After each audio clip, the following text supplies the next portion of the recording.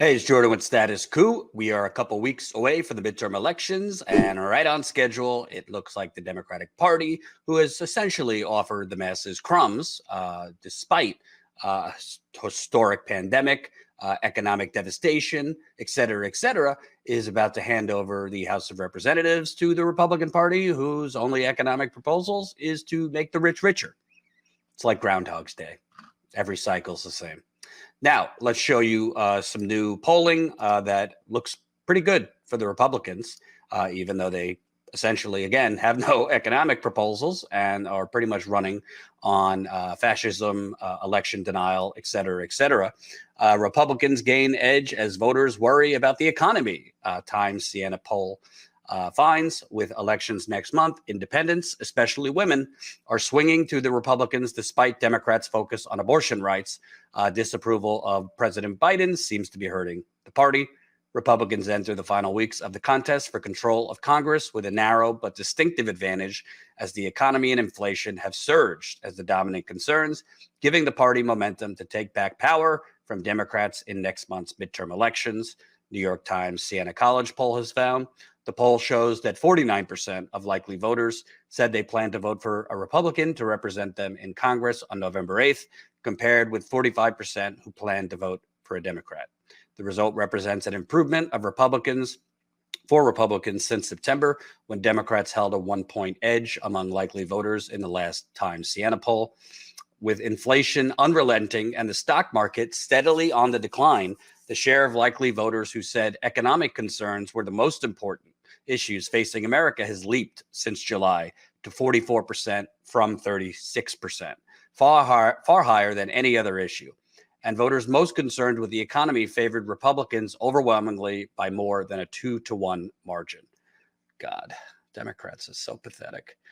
Which party's candidate are more likely to vote for in this year's election? Likely voters, you got men, 45% for the Democratic candidate, 50% for the Republican candidate, women, 47% for the Democratic candidate, 47% for the Republican candidate. So it looks like the overturning of Roe v. Wade and the immediate surge in voter registration among women for Democrats might not be having the same effect months after that. I'm really surprised by this. 18 to 29-year-olds, the Democrats are up 52 to 40%. 40% of millennials going for Republicans is quite astounding. I mean, listen, like I said, the Democratic Party is corrupt and only offering crumbs. But the fact that the Republicans could get 40% among millennials is really, really something. And, basically even among the boomers, 48%. Again, 30 to 44, which is, technically still young. Republicans doing fairly well. And when you look at by race, ethnicity, Republicans are doing better than they normally do among Hispanic voters and continuing to dominate among white voters. The blue collar working class, those Reagan Democrats, by these numbers, look to still be in the corner of the Republican Party. And black voters, Democrats obviously have an overwhelming, majority support among black voters, but Republicans, again, Trump actually did better among both black voters and Hispanic voters in 2020. He went up in both categories compared to 2016. And we've been seeing a rightward shift among Hispanic voters who certainly care about inflation and the economy like all of us. And when you look, obviously, Republicans have been dominating among no bachelor's degree, and Democrats do better among those with a bachelor's degree.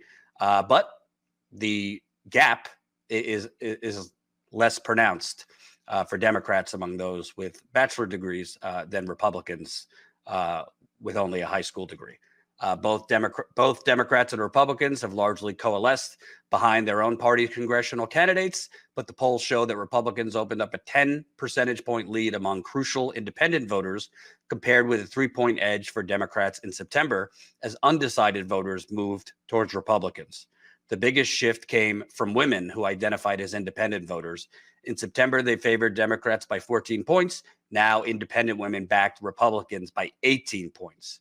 That is a huge swing in literally, a month. They favored Republicans in September. They favored Democrats by 14 points just a month ago, and it swung to 18 points. That's a huge, huge swing. Democrats have only focused on abortion rights. And, obviously I'm a white dude, a white man. So I don't want to minimize abortion rights, but obviously women care about a lot more than just pro-choice. There will be voters that only vote on that, but there's a lot of women who are voting on gas, grocery, electricity, rent, you name it, in addition to, pro-choice versus pro-life. But when you look at these numbers, it's just truly astounding.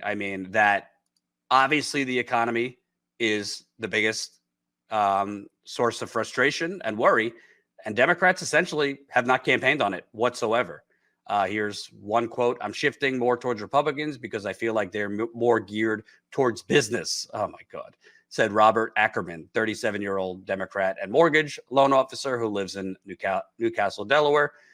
Miss Ackerman said she disagreed 1,000% with the Supreme Court's decision to overturn Roe v. Wade and erase the national right to an abortion, but that doesn't really have a lot to do with my decision, she said, of her fall vote. I'm more worried about other things. And, obviously that's one person, but I do think that is probably symbolic of a lot of independent voters, women who, they don't agree with the extremism of the Republican and the Supreme Court's decision. But at the end of the day, I'm not a big fan of James Carville, but he was right. It's the economy, stupid. These people are really struggling, contrary to the Democratic Party's messaging, their media allies' messaging that, the economy is doing better, unemployment's low, GDP is strong, Biden calling this a historic recovery. If for those Status Coup viewers who saw over the summer, we did a 3-state reporting tour on this historic economy, and it's historically awful. People are really, really hurting. We spoke with people who are literally choosing between groceries or medicine for their kids, people who's having to drive their kids for medical appointments an hour down the road once a week, $150 gas prices per week for them. We spoke with people who are literally scavenging around their home for change to fill their gas tank. We spoke with people when I asked them, what about people actually organizing now to economically protest, not just protests on the ground, but protesting with your wallet. They said, well, I can't fill up my tank to get to the protests. And it really shows you how pathetic and corrupt the Democratic Party is, that literally they have no message because they don't have any actual bold policies that they're willing to push through because their donors won't let them, that people actually believe the Republican Party is going to do something for them on inflation. People actually believe the Republican Party is going to somehow lower gas prices. The Republican Party is going to somehow help lower those food prices, electricity prices, rent, which is laughable. I'm not giving Biden a pass, but it's absolutely laughable that the Republican Party, who literally, as we speak, this is what the Republican Party wants to do. GOP wants to push to extend Trump's tax cuts after midterm elections. Republican lawmakers gear up to push 2017 tax law after midterm elections, despite potential impact on inflation. Oh, they care so much about inflation. Republicans' plans to push to extend key parts of Donald Trump's tax cuts if they take control of Congress in this fall's elections, aiming to force Biden to codify trillions of dollars worth of lower taxes touted by his predecessor. With Democrats likely to lose control of the House and possibly the Senate, Republicans are preparing to advance legislation that would make permanent the Republicans' 2017 changes to the tax rates paid by individuals. Republican officials will also push for scrapping some of the law's specific tax increases on corporations that were designed to offset the cost of their enormous overall cut to the corporate tax rate. Oh my God. Many economists say the GOP's plans to expand the tax cut flies against their promises to fight inflation and reduce the federal deficit, which have emerged as central themes of their 2020 midterm campaign rhetoric. You got to be kidding me. First of all, I'm not even going to get into deficit and that nonsense because it is nonsense. Modern monetary theory. We have all the money in the world to pay for healthcare, education, an actual climate plan to avert the climate inferno and the coming apocalypse that is our planet. So forget the deficit and all that nonsense, as Steve Grumbine always tells you. But the fact of the matter is, Democrats have, when people say Democrats are bad at messaging, no, they don't have policies to message on. I mean, this is from the lever.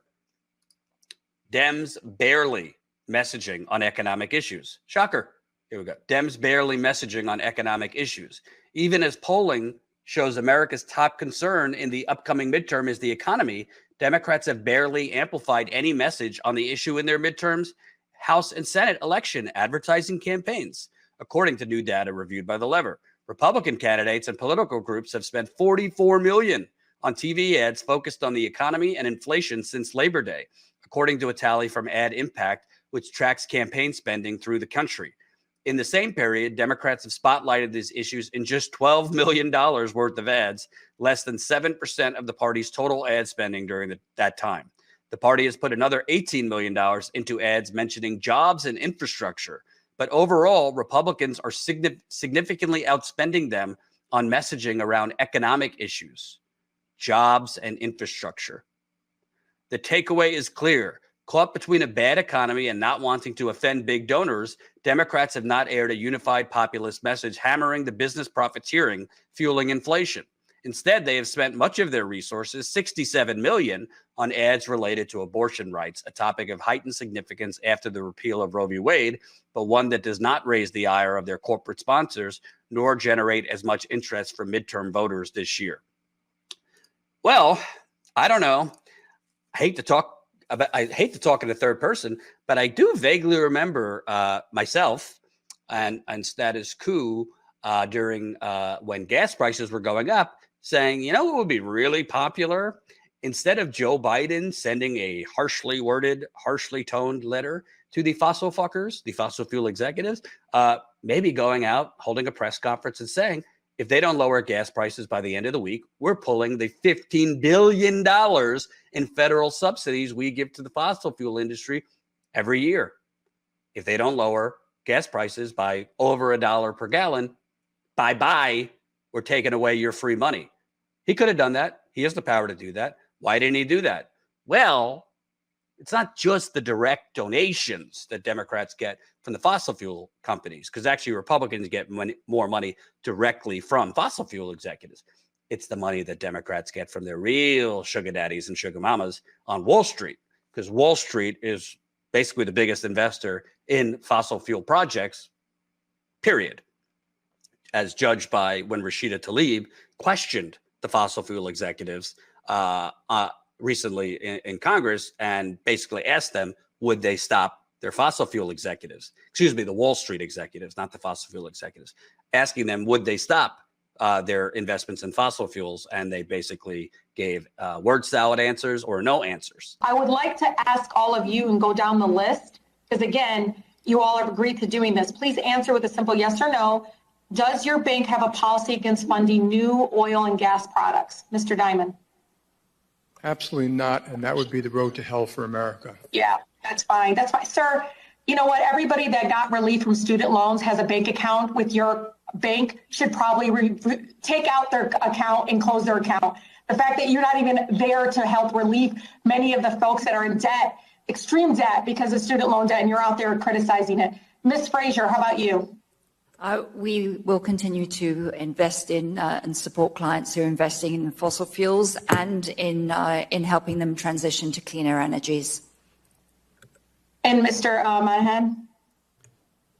We are helping our clients make a transition, and that means we're lending to both oil and gas companies and to new energy companies and helping monitor their course towards the standards you're talking about. Yeah, Mr. Sharp. Excuse me, the same thing as Mr. Moynihan said. Democrats are not going to threaten fossil fuel executives or pull subsidies because their Wall Street sugar daddies would not like that. Democrats, I mean, face it, in terms of actual economic policy, Biden came in, the economy was in free fall. What did he do? He gave a $1,400 check? Unemployment? I mean, people have short memories. That's not helping people right now. He ran on a public option, gone, not even mentioned anymore by Biden. He ran on a $15 minimum wage, abandoned it. $15 minimum wage right now would be helping a lot of people. And by the way, that wouldn't even be in effect. Even if you fought for it, that would be staggered over several years. But at least it would have went up a little bit. Now, Biden could have done $2,000 checks monthly until we hit certain measurements in terms of health and the pandemic. Didn't do it. Biden and the Democrats and their media allies pushed the infrastructure deal as somehow lifting families out of poverty or somehow an economic game changer. It's not. It actually was a public-private partnership scheme that essentially is selling off public systems like water systems to private companies. The infrastructure deal is one of those bipartisan accomplishments that actually don't help real people and help corporations, but it's billed as a bipartisan accomplishment. The Inflation Reduction Act, the climate incentives and tax credits and stuff.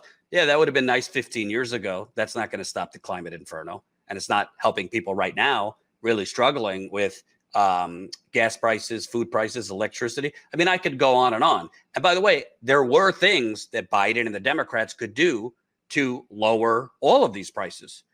They could have pushed antitrust legislation. Biden could have done things through executive order. Like I said, he could have pulled subsidies, not just from fossil fuel companies, from Wall Street and others that are responsible for the price gouging right now. He could have actually come out fiercely against the price gouging that's going on, actually saying this is what is responsible. This is a large reason why prices are up, and pointed out that the Republicans voted against a bill to lower price, to curb price gouging.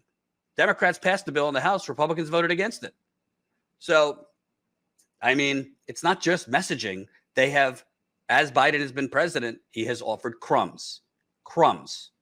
And by the way, I don't want to hear, it was a 50-50 Senate, Jordan. He could have fought, at least publicly fought. He could have shamed Manchin and Sinema and pressured them into doing more. He chose not to. Why? Because they didn't want to ruffle the donors. That's why. So at this point, looks fairly automatic at this point that Republicans are going to win the House. Senate's a little bit closer, and we're going to get the same old Republican tax cuts for the rich. We'll see. Biden will threaten to veto it, but we'll see if they have a veto-proof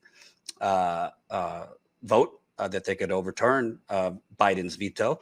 And Republicans, deregulation and impeachment hearings on Hunter Biden and whatever else. An exciting year and a half ahead.